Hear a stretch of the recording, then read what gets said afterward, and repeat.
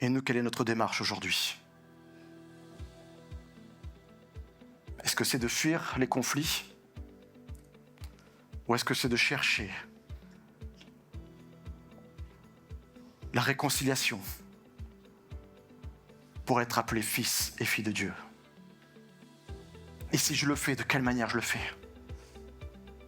Dans quelle optique? Quel est mon objectif? Avoir raison? Défendre mes intérêts? Ou défendre les relations entre fils et filles de Dieu? Et dire à l'ennemi, tu vois là, tu nous as pas eu.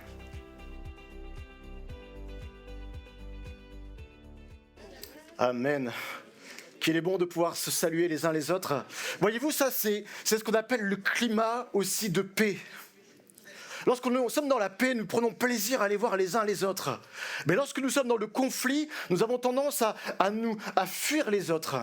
N'est-ce pas? Alors c'est vrai, lorsqu'on ne connaît pas la personne, on y va vraiment avec de bonnes intentions. Mais lorsque nous sommes en conflit, au lieu d'aller vers la personne, qu'est-ce que nous faisons? Nous nous éloignons, nous nous écartons. Et ce matin, je voudrais vous parler de la paix, d'être des artisans des paix. Vous pouvez vous asseoir. Rassurez-vous, je ne vais pas vous faire lever, à moins que je vois que certains s'endorment. Mais en tout cas, ce matin, j'aimerais vraiment parler avec vous d'un sujet qui me préoccupe depuis quelque temps. Alors bien sûr, croyez-moi, si je partage cette pensée, c'est pas parce qu'il y a des conflits dans l'Église, hein, rassurez-vous.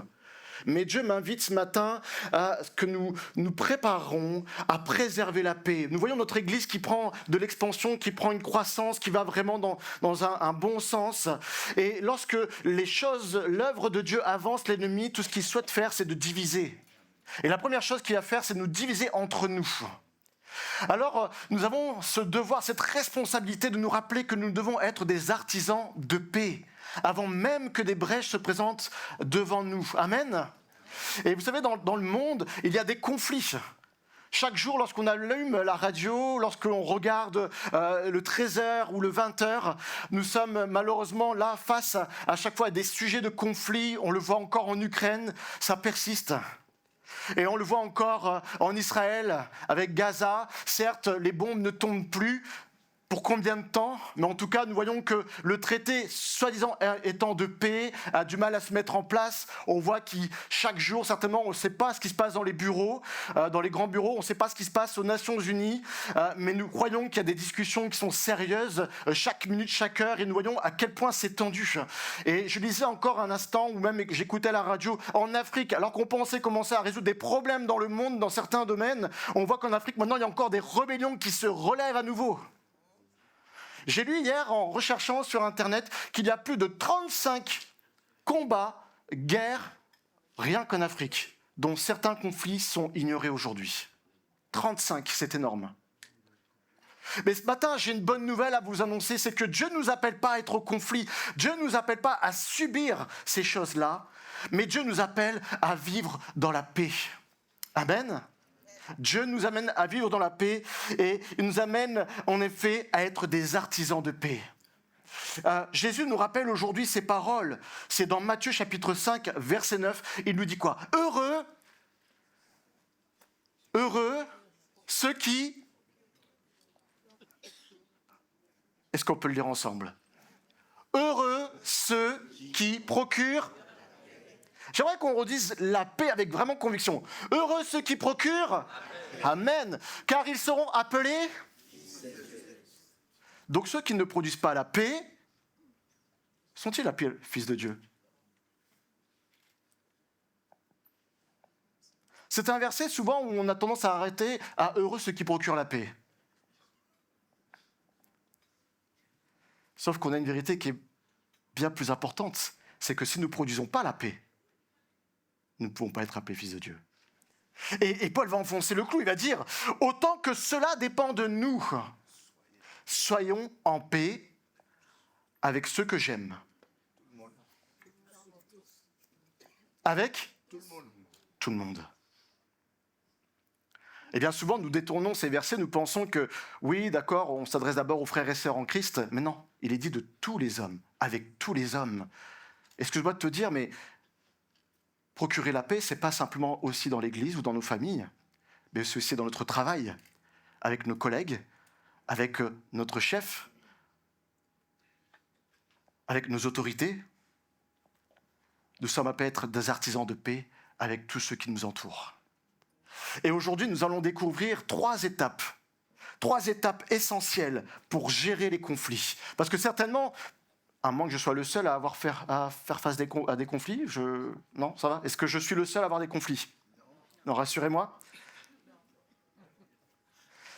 Non, parce que même si c'est vrai que les conflits, on les voit aux 4 bouts du monde, mais n'empêche que malheureusement, ils ont tendance à se présenter à nos portes, n'est-ce pas? Que ce soit dans notre travail, dans notre quotidien, dans nos familles, et même parfois s'immiscent dans nos églises. Alors ce matin, nous ne voulons pas rester démunis devant ces choses, mais nous allons voir ensemble 3 étapes. 3 étapes essentielles pour faire face aux conflits. Et certainement que ces choses vont vous aider au quotidien, dans votre travail, dans votre famille, et peut-être même dans notre église, avec nos frères et sœurs. Non pas pour se dire, oui, je suis meilleur que toi, tu vois, moi je suis artisan de paix, toi t'es... Non, on va le voir. Mais pour que nous puissions véritablement être des artisans de paix, être des fils et des filles de Dieu. Et la première étape que j'aimerais voir avec vous ce matin, c'est que pour être un artisan de paix, il nous faut d'abord entamer une démarche spirituelle. Bien souvent, nous allons voir gérer le conflit ou le fuir, mais la parole de Dieu nous demande d'abord de mettre en place une démarche spirituelle. Et dans cette démarche spirituelle, ça commence premièrement par nous examiner soi-même. Vous savez, souvent, lorsqu'il y a un conflit, on pense que c'est l'autre qui est à l'origine du problème. Il n'y a que moi qui pense ça? Alors, soit vous êtes convaincu, vous n'osez pas le dire, ou soit c'est une vérité qui résonne dans votre cœur. Mais bien souvent, lorsque nous avons un souci, que ce soit dans notre famille, dans notre quotidien, ou même dans notre église, nous pensons que le problème vient d'ailleurs. Je fais beaucoup d'expertise en protection juridique, et mon job, c'est de régler à l'amiable un litige. Et à chaque fois, quand j'arrive et j'ai les 2 parties, c'est forcément l'autre qui a tort, c'est pas moi, c'est l'autre. Et bien souvent, nous sommes dans cette même démarche, même nous qui sommes chrétiens. Et Dieu nous amène aujourd'hui à nous examiner soi-même, parce que bien souvent, le problème ne vient pas des autres, mais de nous-mêmes. Je ne dis pas tout le temps, mais ça arrive. Et souvent, nous voulons rendre justice selon notre propre justice, selon notre propre regard. Mais Dieu nous amène ce matin à nous examiner et à dire, oui Seigneur, Saint-Esprit, sonde mon cœur. Aide-moi à savoir si le conflit vient de mon frère, ma sœur, ou de moi. Est-ce que les sentiments que j'ai dans mon cœur sont tes sentiments? Ou est-ce que dans mon cœur, j'ai de l'orgueil? Est-ce que dans mon cœur, j'ai une blessure? Vous savez, un cœur brisé est un cœur blessant. Bien souvent, nous voulons traiter des problèmes, mais si nous arrivons avec un cœur brisé, nous allons tout au plus envenimer la situation. Et pour être des artisans de paix, il nous faut d'abord avoir un cœur restauré. Un cœur restauré peut-être sur le plan mental, mais aussi sur le plan spirituel. Est-ce que mon cœur est animé des sentiments de Christ? Est-ce que mon cœur est purifié de toute chose? J'avais marqué dans mes notes que la paix ne peut pas cohabiter avec le péché. Seul un cœur saint peut amener la paix. Est-ce que je marche en sainteté au quotidien de manière à ce que lorsque je suis face à un conflit, je puisse traiter cette situation? Alors puissons-nous premièrement, dans cette démarche spirituelle, dire oui Seigneur, tu vois cette situation. Est-ce que véritablement le problème vient de l'autre ou de moi? Et si ça vient de moi, Seigneur, révèle-le-moi et explique-moi le pourquoi. Qu'est-ce qui fait que j'ai pu engendrer cette situation? Ça va, vous êtes d'accord avec moi? Et dans cette démarche spirituelle, il y a un deuxième élément important. Le deuxième élément, c'est qu'il nous faut chercher le conseil dans la prière. Souvent, nous avons tendance à nous précipiter à voir les hommes lorsque nous avons un conflit. Mais il nous faut d'abord, premièrement, parler à Dieu avant de parler aux hommes. Il nous faut parler à Dieu parce que c'est lui qui connaît toutes choses. Il sait exactement ce qu'il faut faire. Il sait exactement la situation. Il connaît les circonstances et les causes de la situation. Nous croyons des fois comprendre les éléments, mais est-ce que nous savons réellement ce qui a animé le conflit chez l'autre personne? Des fois, nous pouvons même croire que la personne a quelque chose contre nous, mais peut-être que non, il y a quelque chose de plus profond en réalité dans cette situation. Et lorsque nous allons auprès de Dieu, en réalité, il nous révèle vraiment les circonstances et il nous explique même la cause. Et alors, lorsqu'on a les causes et circonstances, alors on est en mesure de comprendre quelle est la solution pour gérer le problème. Et vous savez, il ne faut pas s'y tromper. Des fois, nous pensons qu'un conflit, c'est juste un problème entre hommes, ou entre femmes, ou entre hommes et femmes. Mais en réalité, il nous faut comprendre que derrière chaque conflit, il y a un combat spirituel. Ça, c'est un élément vraiment important à saisir parce que ça nous permet de prendre à la bonne hauteur la situation. Si nous croyons que le conflit est juste un litige entre personnes, c'est se tromper. Ça, c'est ce que l'ennemi veut nous faire croire. L'ennemi essaie de river nos yeux vers simplement un problème de personnes. Mais en réalité, derrière le conflit, il y a un combat spirituel. Et nous savons dans la parole de Dieu, il dit que le combat spirituel ne se mène pas avec des éléments, des moyens humains, mais il se mène avec les armes spirituelles. Il se mène dans la prière. Et combattre ces choses sans prendre soin, d'aller prendre le conseil de Dieu et d'aller dans la prière et de se mettre à genoux pour que le Seigneur nous révèle précisément le problème de la situation. C'est aller au combat avec une défaite assurée. Vous savez, l'ennemi, au travers d'un conflit, va chercher à nous diviser. Au travers d'un conflit, il va chercher à mettre de la confusion. L'ennemi se régale lorsqu'il y a un conflit parce que pour lui, c'est une brèche favorable dans laquelle il peut se faufiler et mettre la zizanie parmi nous. Ce que cherche l'ennemi, c'est pas de savoir qui a raison. Ça, il sait que c'est déjà notre combat humain. Mais ce qu'il cherche au travers de nos conflits, c'est de créer la confusion, c'est de briser l'unité, c'est d'affaiblir nos églises. Parce qu'il sait que lorsque nous sommes unis, il ne peut plus rien contre nous.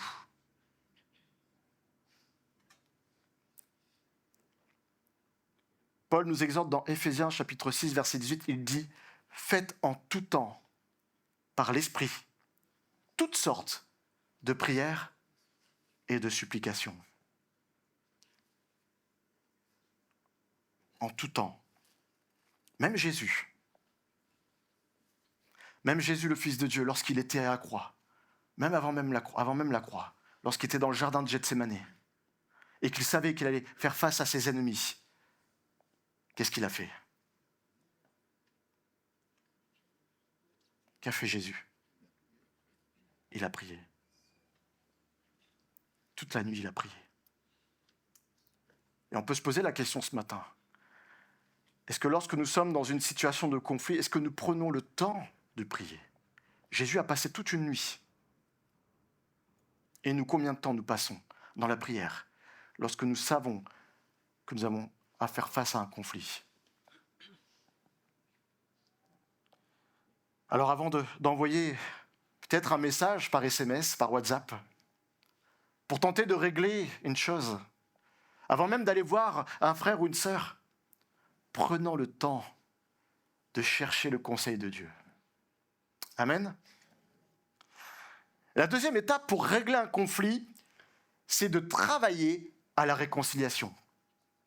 Vous savez, bien souvent, lorsqu'on a un problème, tout ce qu'on cherche à faire, c'est de fuir. Bien souvent. On se dit, bon, ça vaut pas la peine, je vais rien dire, je vais rien faire, ça va finir par se tasser. C'est vrai ou c'est pas vrai? Je vois des gens qui acquiescent. Vous pouvez dire oui à haute voix, hein, c'est pas interdit dans l'église. Et je le fais, et je l'ai fait. Je me dis, bon, je vais pas y aller, ça va se tasser, on va finir par oublier, puis on passera à autre chose. Mais en réalité, lorsque nous laissons de côté un problème, lorsque nous ignorons quelque chose aujourd'hui, en réalité, demain, ça va s'envenimer. Je dis toujours que par le silence, les semences qui ont été plantées sont en réalité un moyen de faire pousser des racines d'amertume. Dès lors que nous restons dans le silence dans un conflit, dès lors que nous nous taisons, que nous ne faisons rien, que nous ne sommes pas actifs dans la gestion d'un conflit, nous laissons pousser l'amertume dans nos cœurs et dans le cœur de l'autre personne. Nous croyons que les choses vont être oubliées, mais en réalité non. Peut-être tu te dis oui, mais regarde, il n'y a rien qui pousse. En réalité, les racines continuent à s'enraciner davantage profondément dans le terrain.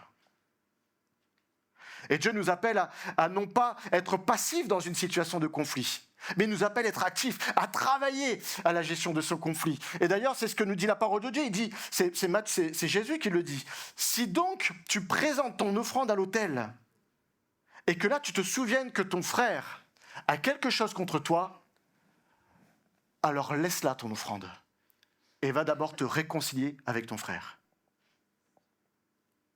Et j'aime dans ce texte relever « va d'abord ».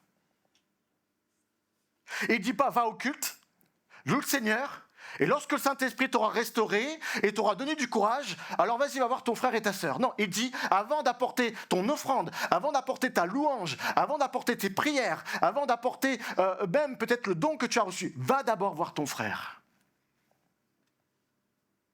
Et lorsque j'ai médité sur ce verset, je vous conseille que je n'avais pas pris la mesure de cette parole, vraiment. Je suis honnête avec vous, j'avais ignoré le va d'abord.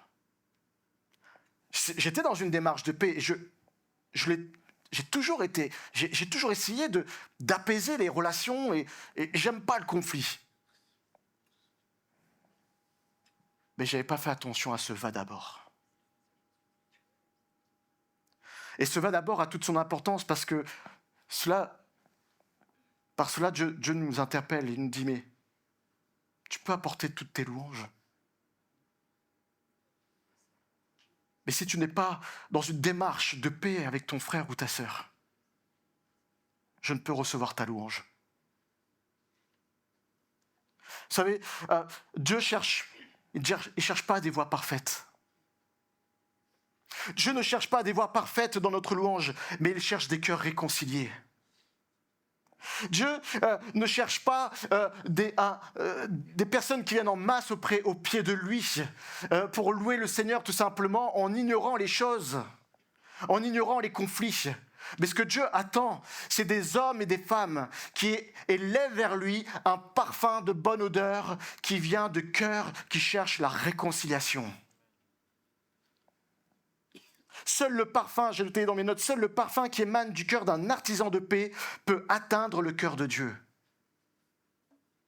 Tu peux faire tout ce que tu veux le dimanche matin ou même chez toi dans ton temps de prière.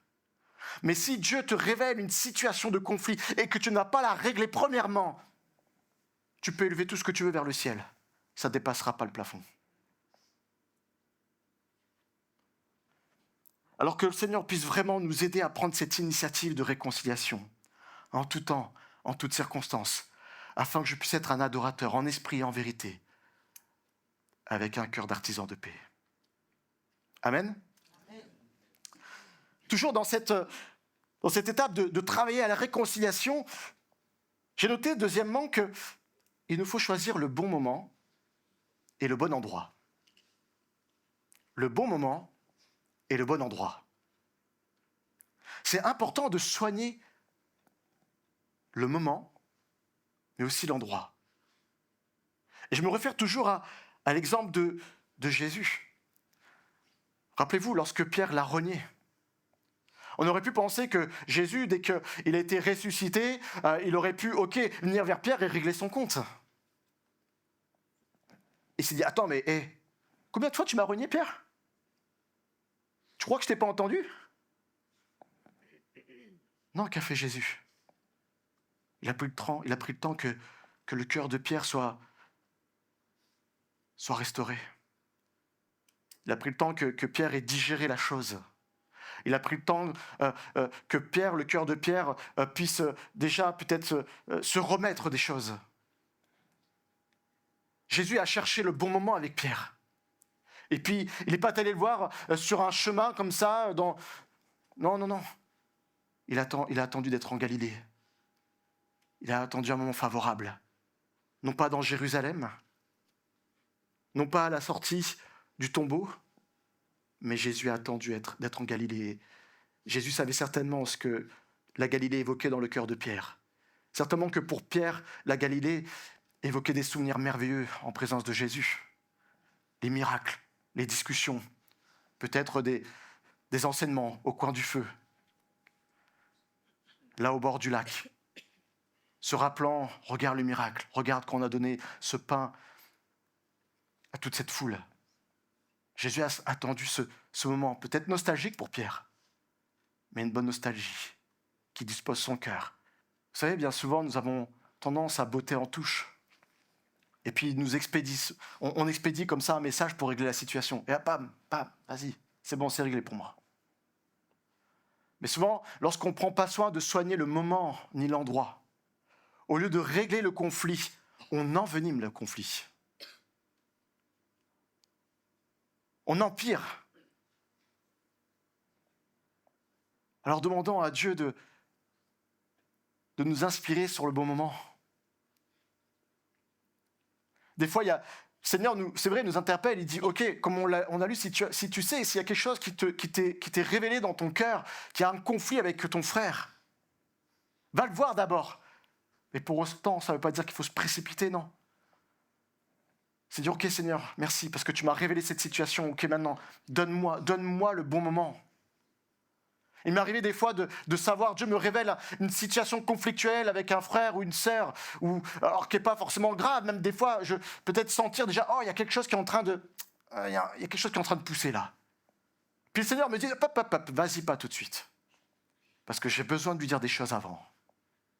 J'ai besoin de l'enseigner. Il y a peut-être une parole de Dieu. Oui, j'ai prévu une parole. Ce dimanche, le frère va entendre quelque chose de particulier. Toi, tu ne sais pas ce qu'il a besoin d'entendre, mais moi, je vais lui dire quelque chose. Alors attends. Il y a notre timing, mais aussi le timing de Dieu, mes frères et sœurs. Et régler un conflit, c'est le régler non pas seul, mais avec le partenariat du Seigneur. Et le Seigneur a des choses à dire aussi au frère ou à la sœur, avant de même que nous allions le voir ou la voir. Ça, c'est choisir le bon moment. Seigneur, avant que j'aille le voir, est-ce que tu as encore des choses à lui dire? Et puis le bon moment, le bon endroit. N'allons pas chercher le frère ou la sœur, là, tout de suite, à l'issue du culte. Oh, en fait, j'ai quelque chose à te dire. Non. On soigne. Moi, il m'est arrivé, lorsque je sentais qu'il fallait qu'on prenne le temps de parler, peut-être de prendre le soin de dire à un frère ou de sortir, est-ce que ça te dirait, on va aller manger quelque part? J'aimerais prendre du temps avec toi. Alors rassurez-vous, si je vous invite au restaurant, c'est pas forcément pour régler un conflit.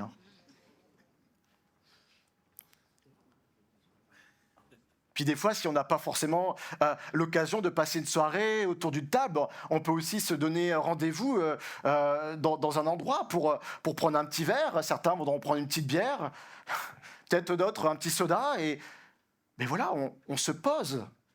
On se pose, commence par prendre des nouvelles. Comment tu vas? Comment ça va dans ton travail? Parce que des fois, dans les questions qu'on va poser aussi, on va peut-être comprendre ce que vit le frère ou la sœur. Et puis là, on est dans un moment convivial et puis on peut commencer à partager. Vous savez, de soigner le bon endroit, de mettre le bon endroit, ça permet de faire baisser les armes. Tu sais, c'est comme dans un conflit, souvent on voit dans les grands films et deux armées qui vont être en litige. Et lorsque vous avez les deux chefs d'armée qui décident peut-être à essayer de tenter une paix, ils ne viennent pas avec les deux armées en confrontation. Non, chacun chef des armées va prendre le temps de choisir un moment, de se rencontrer dans une tente, peut-être chez l'un, chez l'autre, ou peut-être sur un terrain neutre, pour prendre le temps de discuter, loin des armes. Choisissons le bon moment et le bon endroit. Voilà donc 2 démarches spirituelles. Et voilà ma 3e étape, celle que le Seigneur nous enseigne. Et là, on va arriver dans le concret. Lorsque nous avons choisi le bon moment, le bon endroit, après avoir demandé au Seigneur de nous donner le conseil dans la prière, de nous être examinés, non pas par nous-mêmes avec notre propre justice, mais en se laissant sonder par le Saint-Esprit, nous voilà à présent prêts pour l'entretien. Nous mettons en place une conférence de paix, un entretien. Sauf que l'entretien, il nous faut le soigner. Et voilà 2 éléments pour soigner cet entretien. Le premier élément, c'est de prendre soin de la manière dont on fait l'entretien. La manière. La Bible nous dit qu'une réponse douce calme la fureur, mais une parole dure excite la colère. Comment nous parlons avec notre frère ou notre sœur lorsque nous voulons gérer un conflit? Est-ce que nous avons un ton doux ou est-ce que nous avons un ton agressif? C'est l'agressivité, tout ce que ça fait, c'est d'envenimer la situation. J'ai pu le voir dans un conflit, dans plusieurs de mes expertises. Vous savez, au début, je suis là, j'essaie de calmer les relations, et puis d'un coup, hop, il y en a un qui lance un pic là, et c'est reparti. Tout ce que j'ai essayé de mettre en place, tout est cassé, tout est effondré, ça recommence. Quand je dis, arrêtez de mettre une pièce dans la machine. On va pas rejouer au flipper, c'est bon.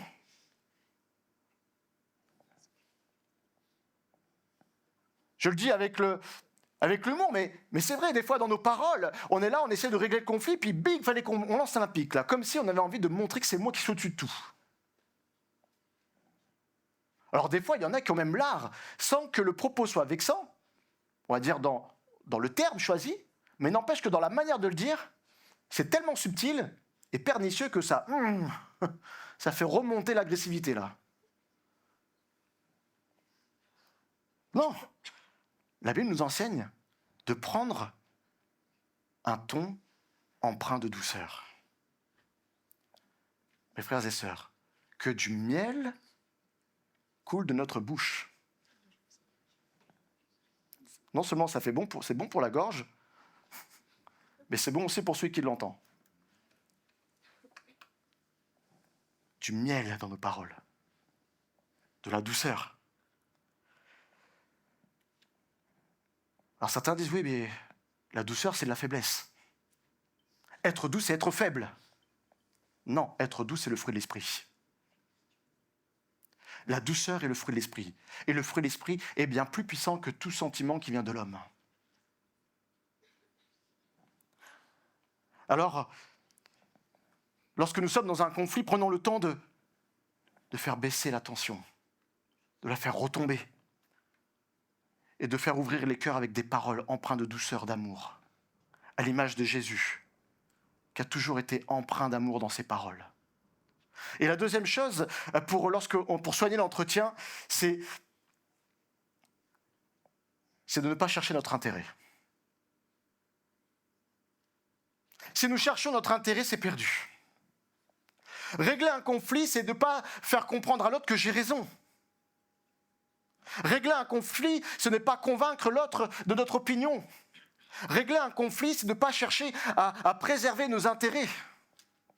Dans la Bible nous dit, dans Philippiens chapitre 2, versets 3 à 5, « Ne faites rien par esprit de parti ou par vaine gloire, mais que l'humilité vous fasse regarder les autres comme étant en dessous de vous-même. » Je suis rassuré là. Il y en a au moins quelques-uns qui suivent. Ça va à gauche là, vous êtes réveillés? Regardez les autres comme étant au-dessus de vous-même.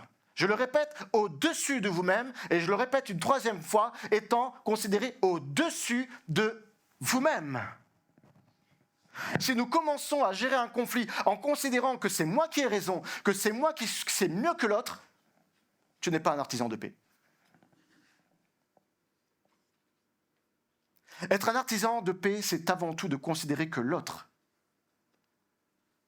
est au-dessus. Je viens avec humilité. Je ne cherche pas à savoir qui est le plus intelligent. Je ne cherche pas à débattre du sujet pour savoir qui aura le dernier mot. Et je ne cherche pas non plus à faire comprendre, oui, ok, sur ce point-là, ok, tu dis ça, non, moi je te dis ça, et puis ceci. Non. Ça, c'est ce que l'ennemi essaie de faire. Essaie de nous faire tomber dans un débat qui n'en finit pas. Et la manière de traiter ces choses, ce n'est pas de rester sur ces éléments de conflit. D'ailleurs, la Bible nous dit aussi, ne perdez pas votre temps dans des discussions futiles.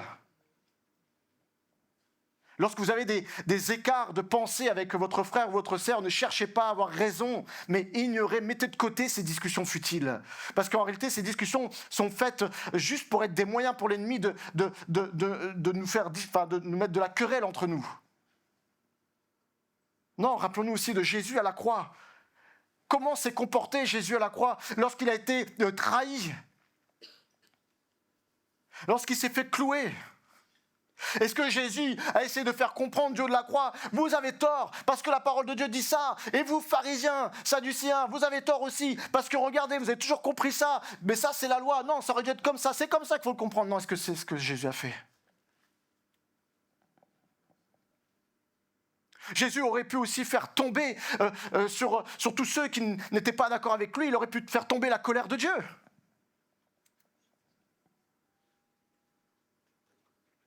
Lorsqu'on lui a dit « Oh, toi, fils de Dieu, vas-y, descends de la croix, là ». Il aurait pu le faire.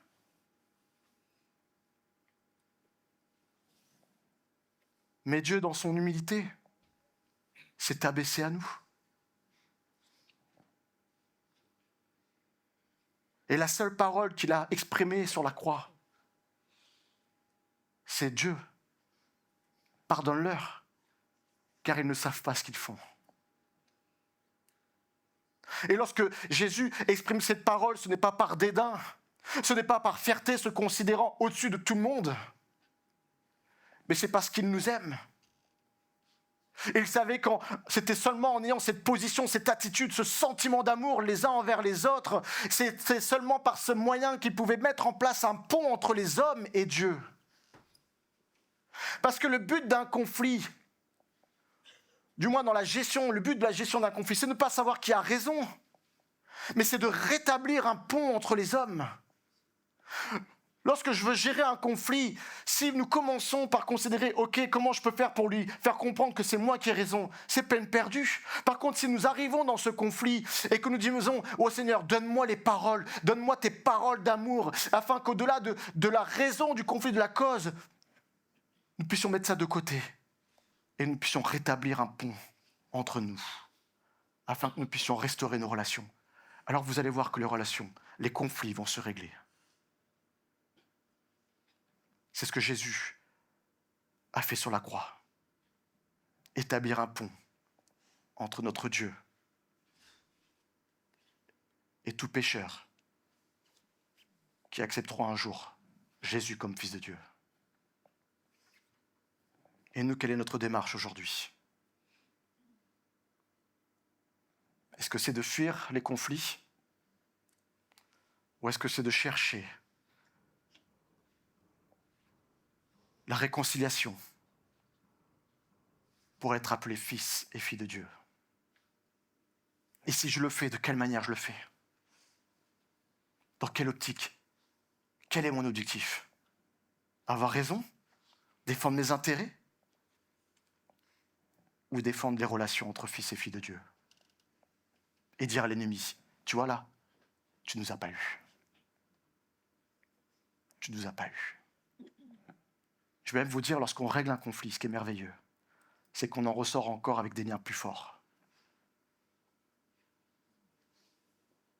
Parce qu'on est heureux, l'un comme l'autre, d'être sortis de cette situation miraculeusement.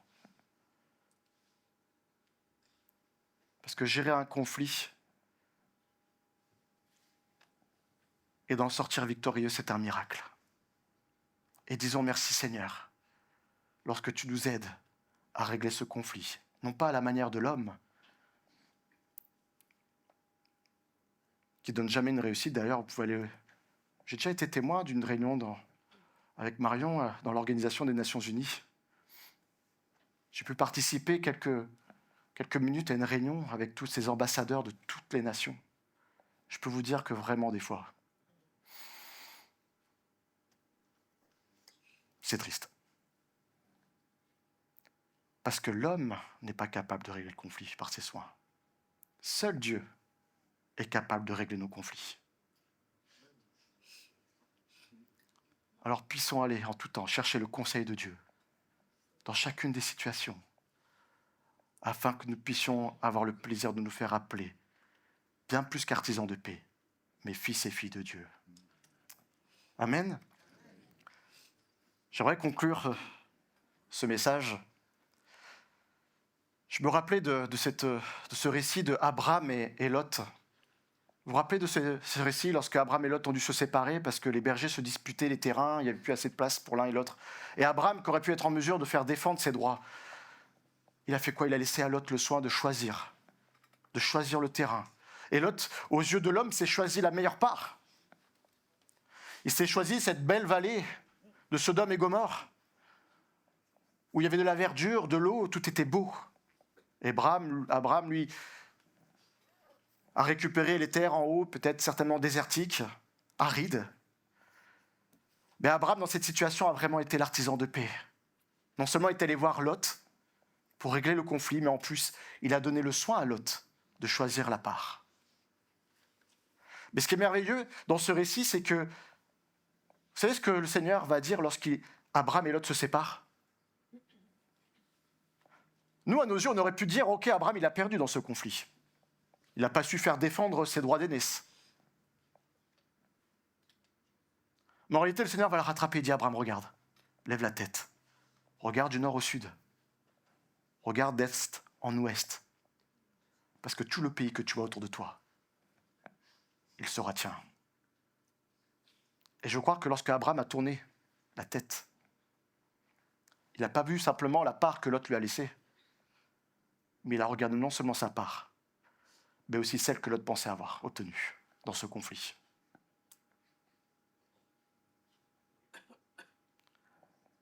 Par ces paroles, nous devons croire que lorsque nous gérons le conflit avec les sentiments de Christ, nous laissons place à la bénédiction dans nos cœurs, dans nos vies. Abraham a été béni en gérant le conflit de cette manière. De la même manière, si nous réglons le conflit à la manière de Christ, nous serons bénis dans nos vies. Amen. Alors laissez-moi ces derniers versets dans votre cœur. Le premier, c'est dans Proverbes chapitre 17, verset 14, il dit « Veillons à nous arrêter ou à nous retirer », ça c'est moi qui l'exprime ainsi, « avant que la querelle ne s'anime. » Car la Bible dit que commencer une dispute, c'est ouvrir une digue. Ne soyons pas de ceux qui ouvrent des digues de colère. Mais au contraire, soyons des ambassadeurs du prince de la paix, dans notre travail, dans notre foyer et dans notre Église. Car Paul le rappelle aux Éphésiens, chapitre 4, verset 3, « Efforçons-nous à conserver l'unité de l'esprit par le lien de la paix. » Par le lien de la paix.